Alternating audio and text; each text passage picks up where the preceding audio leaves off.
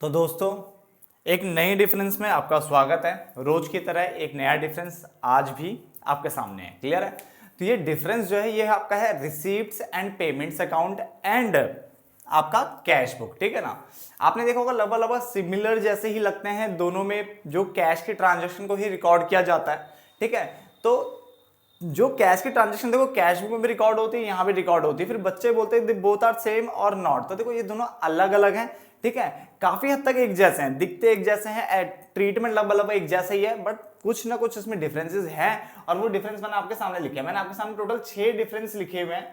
ठीक है? और इससे ज्यादा हो सकते हैं, बनाने को तो बन सकते हैं, बट मैंने 6 डिफरेंस आपके लिए लिखे हुए हैं। इन डिफरेंस को अच्छे से समझते हैं और आज हम इसको भी क्लियर कर लेते हैं कि इनके बीच में क्या क्या मतलब अंतर होता है। क्लियर हो गया? तो स्टार्ट करते हैं। सबसे पहले देखो हमारे पास यहाँ पे रिसीप्ट्स एंड पेमेंट्स अकाउंट है इस तरफ, और उस तरफ मैंने आपको कैश बुक लिख करके शो किया हुआ है। ठीक है? दिखा रखा है। तो पहला पॉइंट हमारा प्रिपेयर्ड बाय। तो रिसीप पेमेंट अकाउंट को प्रिपेयर कौन करता है? तो हमने कहा इसको जो प्रिपेयर करता है वो है एनपीयूज।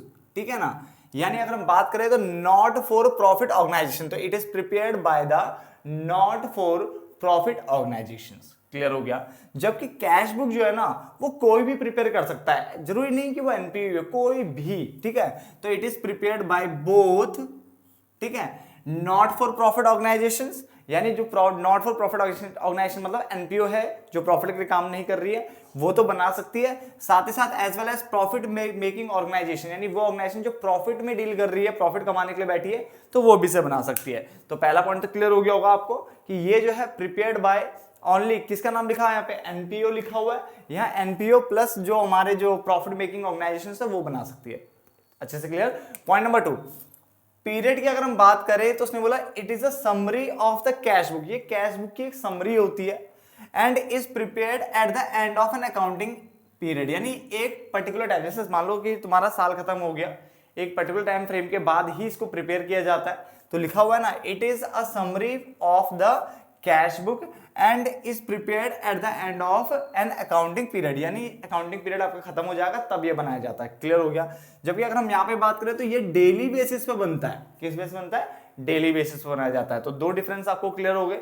डिफरेंस नंबर 3, हाँ, अगर हम बात करें यहाँ पे डबल एंट्री सिस्टम की बात करें तो इसके ऊपर एमसीक्यू सबसे ज्यादा आता है 12th क्लास के बच्चे।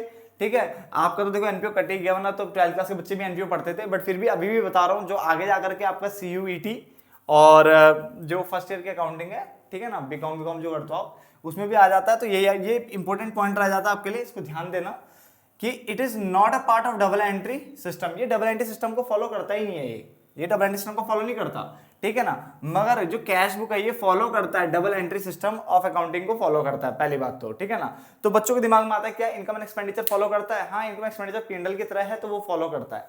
वो डबल एंट्री जो हमारा डबल एंट्री सिस्टम है उसको फॉलो करता है। तो ये फॉलो करता है, ये फॉलो नहीं करता है। क्लियर हो गया? एक तरह से 3 डिफरेंस जो मैंने आपको बताया उसके हिसाब से आपको समझ में आ गया होगा कि ये जो है ना छोटा बच्चा है, ये क्या है, एक वाइडर टर्म है, बड़ा है। ठीक है ना? यानी रिसीव पेमेंट अकाउंट इसी के अंदर ही आता है एक तरीके से देखा जाए तो। कैश बुक एक बड़ी टर्म है, समझ में आ गया? पॉइंट नंबर 4, लेजर फोलियो, यानी एलएफ की बात करें, आप 11th क्लास में एलएफ देखते थे, एलएफ बना हुआ मिलता था आपको। ठीक है? लेजर फोलियो, तो यहाँ पे ऐसा कोई कॉलम नहीं होता लेजर फोलियो का। अगर आप एनपीओ की अकाउंटिंग देखोगे, रिसीव पेमेंट अकाउंट को देखोगे, तो वहां पे एलएफ का कोई कॉलम नहीं दिखेगा आपको, बट यहाँ पे एक सेपरेट कॉलम आपको दिखता था एलएफ का। यहाँ पे एलएफ होता था कैश बुक, अगर आपने 11th क्लास में ध्यान दिया है तो। ठीक है ना? आपको दिखेगा ये वाला पॉइंट। ठीक है ना? उसका साइड्स की बात करें तो उसकी जो साइड्स होती है उसमें एक रिसिप्ट और पेमेंट साइड्स होती है। इसकी रिसिप्ट एंड पेमेंट साइड आपको देखने को मिलेगी। जो लेफ्ट साइड होती है, अगर मैं टी से बनाता हूं, ठीक है ना, तो लेफ्ट हैंड मेरा ये रहा, राइट हैंड मेरा ये रहा। तो लेफ्ट हैंड पे जो होता है यहाँ पे सारे रिसिप्ट्स आती है, बिल्कुल कैश की तरह। डेबिट साइड आना, क्रेडिट साइड जाना, ऐसे कॉन्सेप्ट है। तो इस तरफ रिसिप्ट्स होती है, और जो राइट साइड होती है, राइट वन पे आपकी पेमेंट्स होती है। तो यहाँ पे रिसिप्ट, यहाँ पे पेमेंट, समझ में आ गया? ठीक है? जबकि यहाँ पे भी क्या है, 2 साइड्स होती है, पर उसको रिसीव पेमेंट नहीं बोला जाता। ये आपकी डेबिट साइड होती है इधर की, ये आपकी क्रेडिट साइड होती है, इस तरह से रिप्रेजेंट किया जाता है। समझ में आ गया? देन अगला पॉइंट, डेट कॉलम। अगर आपने रिसीव पेमेंट अकाउंट को देखा होगा ध्यान से, तो वहां डेट का कोई कॉलम, पर्टिकुलर कॉलम नहीं बनाया हुआ होता। तो the date column is not present because it show the summary of receive payment, यानी सिर्फ ये समरी शो करता है, जो पैसा आ रहा जा रहा है ना, रिसीव और पेमेंट जो हुआ है, ठीक है, उसकी सिर्फ समरी शो करता है। ठीक है ना। तो यहाँ पे डेट का कॉलम आपको देखने को नहीं मिलता है, बट जब आप कैश बुक बनाते थे तो वहां पे डेट वाइज आपकी एंट्रीज डलती थी, तो वहां पे आपको कॉलम मिलेगा, प्रेजेंट मिलेगा, ये डिटेल रिकॉर्ड बताता है कितना कैश आया कितना कैश गया, ठीक है, वो भी डेट वाइज, किसके अकॉर्डिंग, डेट वाइज, ठीक है। तो काफी आसान सा बिल्कुल डिफरेंस था, ठीक है ना। होप सो आपको समझ में आ गया होगा याला भी, ठीक है। तो मैं इस वीडियो को यहीं पे खत्म करता हूँ, ठीक है। दोबारा रिपीट करने की जरूरत भी नहीं है, ऐसा भी नहीं है जो दोबारा पढ़ाना पड़े इसको, ठीक है। आप नोट डाउन कर लीजिए इसको। मिलते हैं फिर एक नेक्स्ट वीडियो में, कोई नई वीडियो में, तब तक के लिए धन्यवाद दोस्तों।